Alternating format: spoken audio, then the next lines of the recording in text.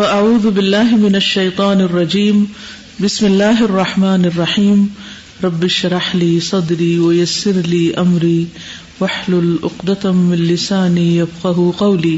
سیدہ ام ایمن، ان کا اپنا نام برکہ تھا، جیسے ہمارے یہاں ہوتا نا برکت بی بی، تو اسی طرح ان کا نام برکہ.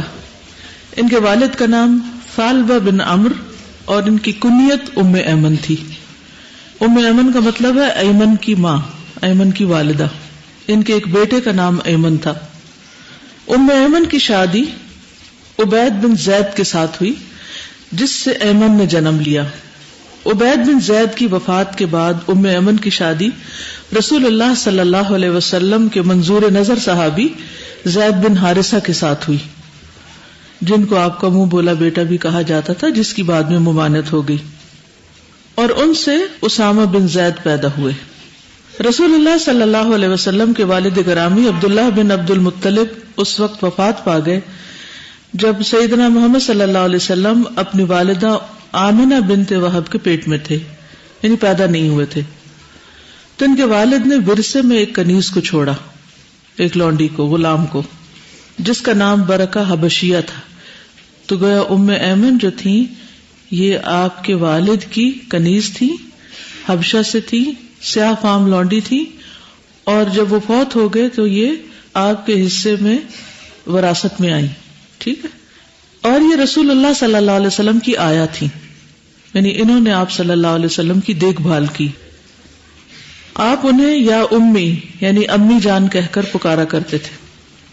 ان کی شفقت اور ہمدردی نے رسول اللہ صلی اللہ علیہ وسلم کو اپنی آغوش میں لے لیا، اور خاص طور پر جب آپ کی والدہ وفات پا گئی اور ابھی آپ کی عمر 6 سال تھی، تو اس وقت آپ کی والدہ ام ایمن اور آپ کو لے کر مدینہ میں گئی تھی، تقریباً مکہ سے 500 کلومیٹر دور اپنے شوہر کی قبر پر، اور حضور صلی اللہ علیہ وسلم بھی ساتھ تھے. اور وہاں پر کیا ہوا تھا، پھر آپ کی والدہ آمنہ بنت وہب بھی وفات پا گئی، جس کے بعد ام ایمن آپ کو واپس لائی تھی. پھر جب آپ کے دادا عبد المطلب نے وفات پائی، اس وقت آپ کی عمر 8 سال تھی. آپ کی کفالت آپ کے چچا ابو طالب نے کی. ام ایمن ابو طالب کی بیوی سیدہ فاطمہ بنت اسد کے ساتھ مل کر رسول اللہ صلی اللہ علیہ وسلم کی دیکھ بھال کیا کرتی تھی.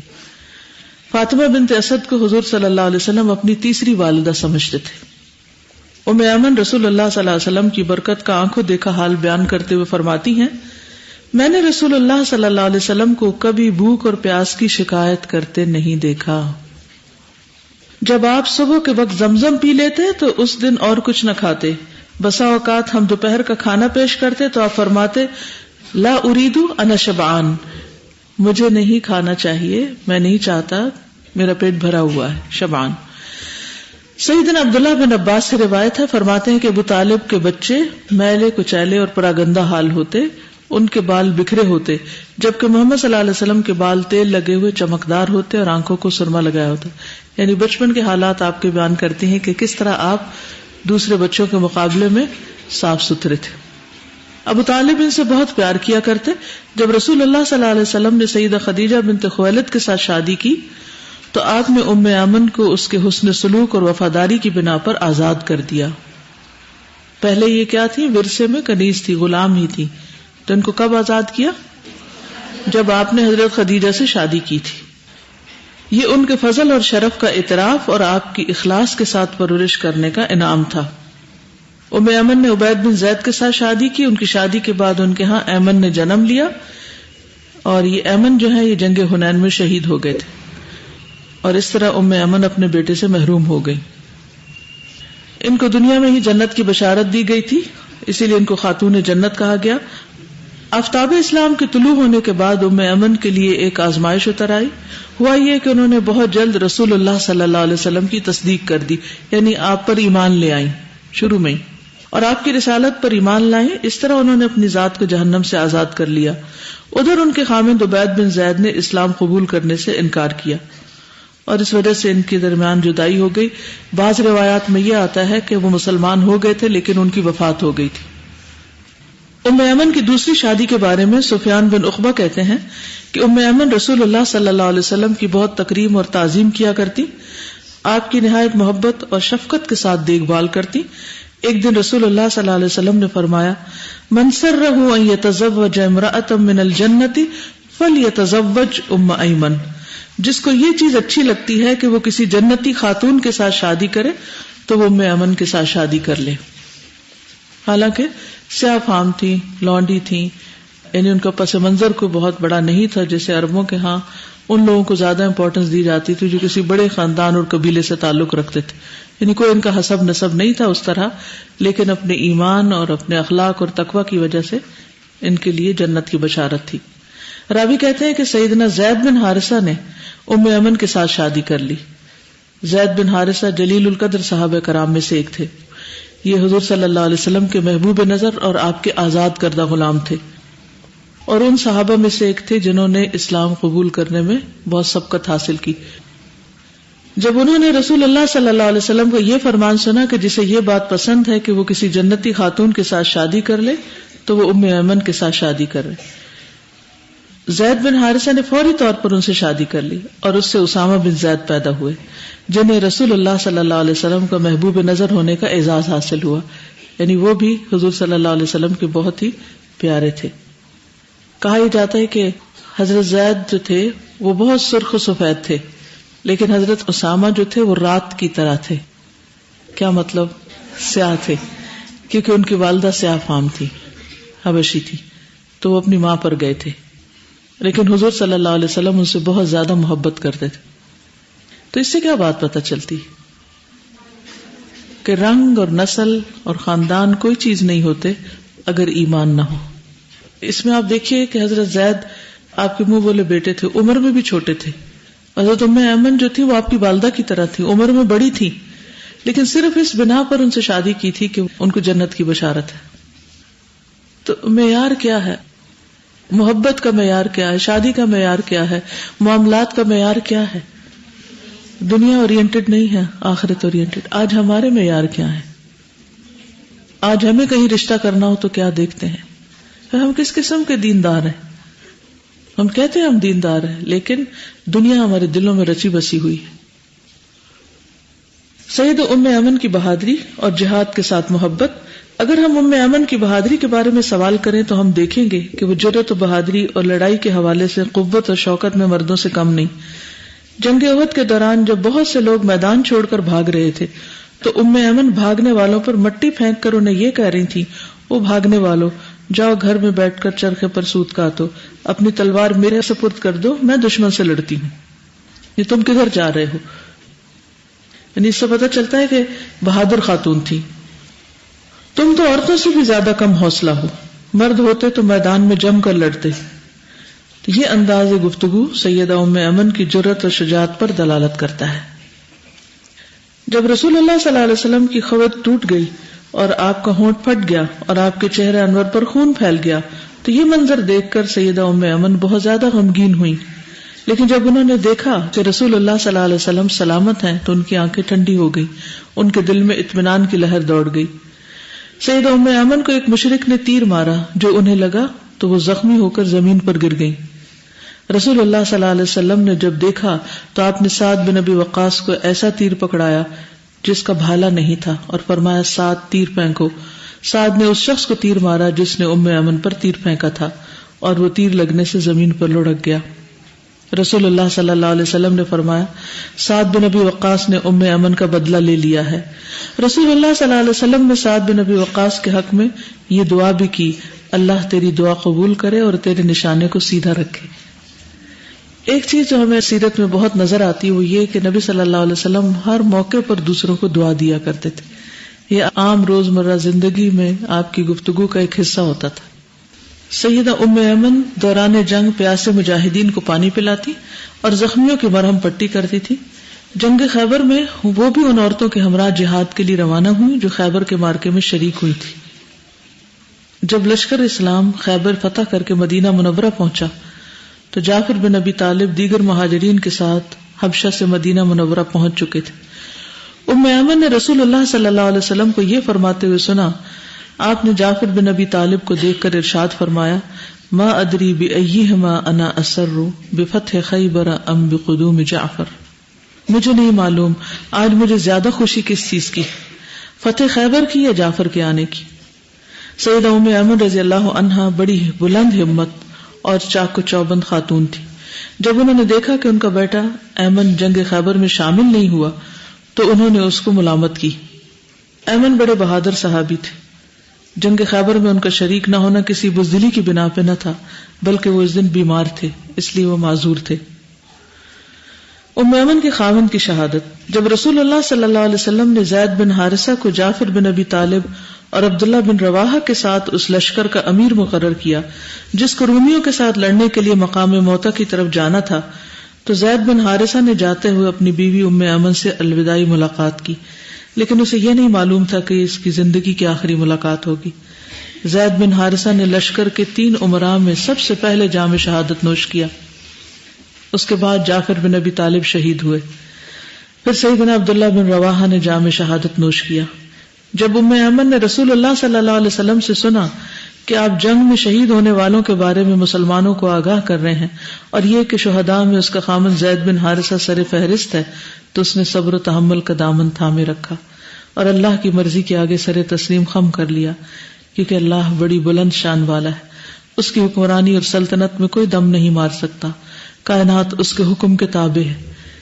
جنگ حنین میں شریک ہونے کے لیے سیدہ ام ایمن نے اپنے دونوں بیٹوں ایمن اور اسامہ کو تیار کیا، وہ مسلمانوں کے ساتھ مل کر جہاد کے لیے ضرور روانہ ہوں۔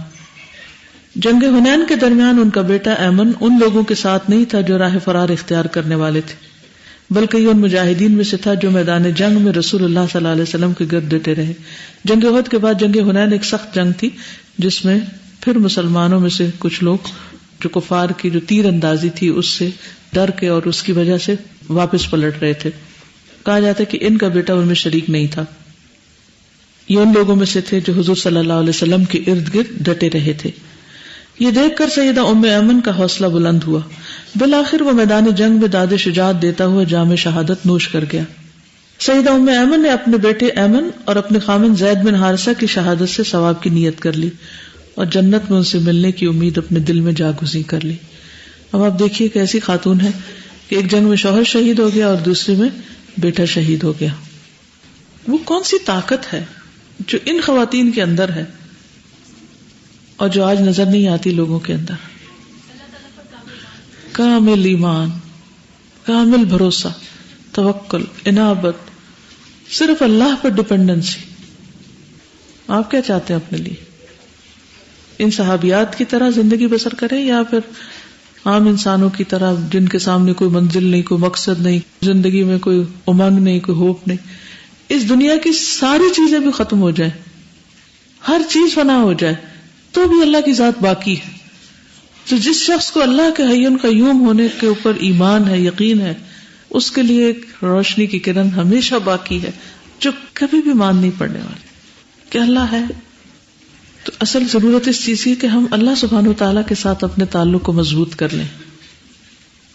جب وہ تعلق مضبوط ہو جائے گا تو ہی صحیح معنوں میں عبادت کا حق ادا ہوگا۔ ام ایمن کا رسول اللہ صلی اللہ علیہ وسلم کے ہاں مقام اور مرتبہ۔ رسول اللہ صلی اللہ علیہ وسلم ام ایمن کے ساتھ حسن سلوک سے پیش آتے تھے اور بعض اوقات آپ ان سے مزاح بھی کر لیا کرتے تھے۔ ایک دفعہ کا ذکر ہے کہ سیدہ ام ایمن نے رسول اللہ صلی اللہ علیہ وسلم سے کہا کہ آپ مجھے سواری فراہم کریں، تو آپ نے ان سے ارشاد فرمایا میں آپ کو اونٹ کے بچے پہ سوار کروں گا۔ انہوں نے کہا اونٹ کا بچہ میرا بوجھ برداشت نہیں کر سکے گا، اے اللہ کے رسول میں اونٹ کے بچے پہ سوار نہیں ہونا چاہتی۔ رسول اللہ صلی اللہ علیہ وسلم نے فرمایا آپ کو ہر صورت اونٹ کے بچے پر ہی سوار کروں گا۔ رسول اللہ صلی اللہ علیہ وسلم کا یہ فرمان برحق تھا، کیونکہ ہر اونٹ بالآخر اونٹنی کا بچہ ہی تو ہوتا ہے، خواہ وہ کسی بھی عمر کا۔ سیدہ ام ایمن رسول اللہ صلی اللہ علیہ وسلم کے ساتھ بات کرنے میں کوئی ہچکچاہٹ اور جھجک محسوس نہیں کرتی تھی، کیونکہ ان کی والدہ کی طرح بھی تھی، کنیز بھی تھی، تو وہ خاندان کا ایک فرد تھی۔ رسول اللہ صلی اللہ علیہ وسلم ان کے ساتھ انتہائی حسن اخلاق سے پیش آیا کرتے تھے، آپ ان کو اہمیت دیا کرتے، ان کا احترام کیا کرتے تھے۔ حضرت عائشہ بیان کرتی ہے کہ ایک دن رسول اللہ صلی اللہ علیہ وسلم پانی پی رہے تھے، ام ایمن پاس بیٹھی تھی، انہوں نے کہا اللہ کے رسول مجھے بھی پانی پلا دیں۔ میں نے ام ایمن سے کہا کیا تم رسول اللہ صلی اللہ علیہ وسلم سے یہ کہہ رہی ہو؟ انہوں نے کہا میں کیوں نہ کہوں، میں نے ان کی بہت زیادہ خدمت کی ہے، اب میرا اتنا بھی حق نہیں۔ نبی کریم صلی اللہ علیہ وسلم نے فرمایا ام ایمن سچ کہتی ہے، رسول اللہ صلی اللہ علیہ وسلم نے ان کو اپنے مبارک ہاتھ سے پانی پلایا.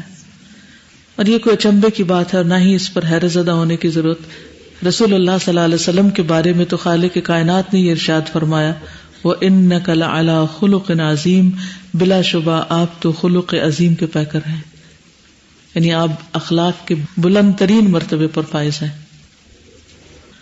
ام ایمن کے نبی کریم صلی اللہ علیہ وسلم کی غمی اور خوشی میں شرکت. سیدہ ام ایمن نبی کریم صلی اللہ علیہ وسلم کے گھر میں خاندان کے ایک فرد کی طرح رہتی تھی. جب اہل خانہ خوش ہوتے تو یہ خوش ہوتی، جب وہ کسی غم میں مبتلا ہوتے تو یہ بھی غمگین ہو جاتی. ام ایمن ہر صورت حق کی مدد کرتی، جھوٹ اور بہتان کی مخالفت کرتی. جب منافقین نے ام المومنین سیدہ عائشہ صدیقہ بنت ابی بکر پر بہتان تراشا اور رسول اللہ صلی اللہ علیہ وسلم نے ام ایمن سے پوچھا کہ تم عائشہ کے بارے میں کیا جانتی ہو، وہ تمہاری نظر میں کیسی ہے، تو ام ایمن نے برملا کہا اے اللہ کے رسول، میں اپنے کانوں اور آنکھوں کا اچھی طرح خیال رکھتی ہوں، میری معلومات کے مطابق عائشہ صدیقہ سراپا خیر و برکت ہے. اسلام نے اپنے نور کے ساتھ سیدہ ام ایمن کو بڑا مہذب بنا دیا تھا اور اسلام کی برکت سے وہ شاہراہ ہدایت پر گامزن تھی. وہ کبھی حق سے سر منہ بھی منحرف نہیں ہوتی تھی.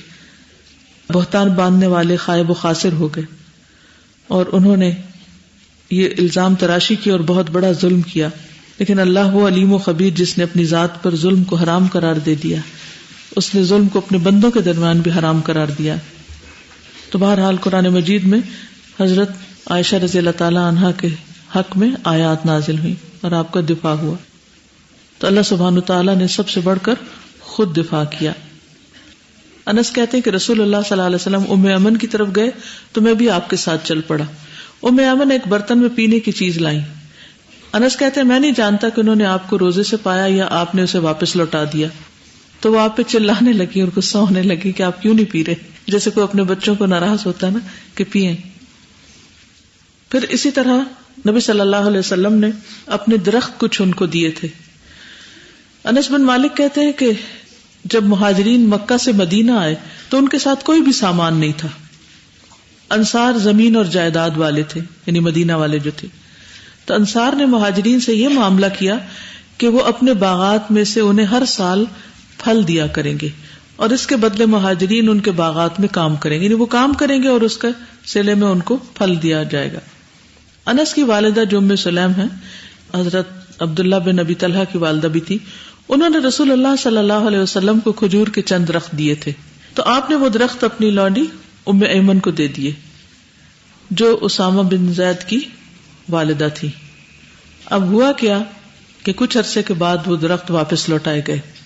اس کے بارے میں آتا ہے، حضرت انس کہتے ہیں صحابہ نے اپنے باغ میں سے نبی صلی اللہ علیہ وسلم کے لیے چند کھجور کے درخت بطور ہدیہ مقرر کر دیے تھے، یعنی آپ کے نام کر دیے تھے. یہاں تک کہ قریظہ اور نذیر کے قبائل فتح ہو گئے تو آپ نے ان ہدیوں کو واپس کر دیا کیونکہ اب مال غنیمت کثرت سے آ گیا تھا. تو آپ نے کہا مجھے ان درختوں کی ضرورت نہیں، تم واپس لے لو. میرے گھر والوں نے بھی مجھے اس کھجور کو تمام کی تمام یا اس کا کچھ حصہ لینے کے لیے نبی صلی اللہ علیہ وسلم کی خدمت میں بھیجا. نبی صلی اللہ علیہ وسلم نے وہ ام ایمن کو دے دی تھی. اتنے میں ام ایمن آ گئی اور کپڑا میری گردن میں ڈال کے کہنے لگی قطعاً نہیں، اس ذات کی قسم جس کے سوا کوئی معبود نہیں، یہ پھل نبی صلی اللہ علیہ وسلم تمہیں نہیں دیں گے، یہ آپ مجھے دے چکے ہیں، یعنی ان درختوں کے پھل. یا اسی طرح کے الفاظ انہوں نے بیان کیے. اس پر نبی صلی اللہ علیہ وسلم نے ان سے فرمایا کہ میں تمہیں ان کے بدلے میں اتنا اور اتنا دوں گا، تم ان کا مال واپس کرو. لیکن وہ یہ کہہ جا رہی تھی نہیں، اللہ کی قسم، یعنی یہ تو آپ صلی اللہ علیہ وسلم مجھے دے چکے تھے، یہاں تک کہ آپ نے انہیں اس کے بدلے 10 گنا زیادہ دیا. تو انہوں نے ان کے درخت چھوڑ دیے. سیدہ برکہ بنت ثعلبہ ام المومنین سیدہ خدیجہ کی وفات کے وقت موجود تھی. انہوں نے ان کو اپنے ہاتھ سے غسل دیا اور پھر انہوں نے حضور صلی اللہ علیہ وسلم کی بیٹی زینب کو غسل دیا، سودا بنت زمعہ کو غسل دیا، ام سلمہ کو غسل دیا. تو اس سے کیا پتہ چلتا ہے کہ وہ آپ کے خاندان کے سارے کاموں میں خوشی غمی میں شریک رہتی تھی. اسی طرح ایک اور واقعہ بھی ملتا ہے کہ جب نبی صلی اللہ علیہ وسلم فوت ہو گئے تو حضرت ام ایمن جو تھی وہ بہت روئی تھی. کسی نے پوچھا کہ کیوں رو رہی ہیں؟ تو انہوں نے جواب دیا اللہ کی قسم میں جانتی ہوں کہ رسول اللہ صلی اللہ علیہ وسلم وفات پا گئے ہیں، لیکن میں تو اس وحی پر رو رہی ہوں جو آسمان سے ہم سے منقطع ہو گئی. کتنی بڑی حکمت کی بات ہے. یعنی ایک غلام عورت ہے لیکن کتنی سمجھدار ہے. رسول اللہ صلی اللہ علیہ وسلم سے محبت اپنی جگہ، لیکن اس محبت کی جو وجہ ہے کہ آپ ہم تک حق کا پیغام لائے ہیں اور آپ پر آسمان سے وحی نازل ہوتی تھی. اب آپ کے بعد کسی اور پر وہ وحی نہیں آئے گی، تو اس وحی کے ختم ہونے پر وہ رو رہی تھی. یعنی آپ کی وفات کا بھی صدمہ تھا، لیکن اس کے ساتھ جو اللہ تعالی کی طرف سے براہ راست تعلیم آنے کا سلسلہ تھا وہ جب منقطع ہوا تو اس پر بھی رو رہی، کیونکہ وہی تعلیم کا ذریعہ ہے نا کہ اب وہ نہیں آئے گی. انہوں نے حضرت عثمان رضی اللہ تعالیٰ عنہ کے دور میں وفات پائی تھی. سبحانک اللہم و بحمدک اشہد ان لا الہ الا انت استغفرک و اتوب الیک. السلام علیکم و رحمۃ اللہ وبرکاتہ.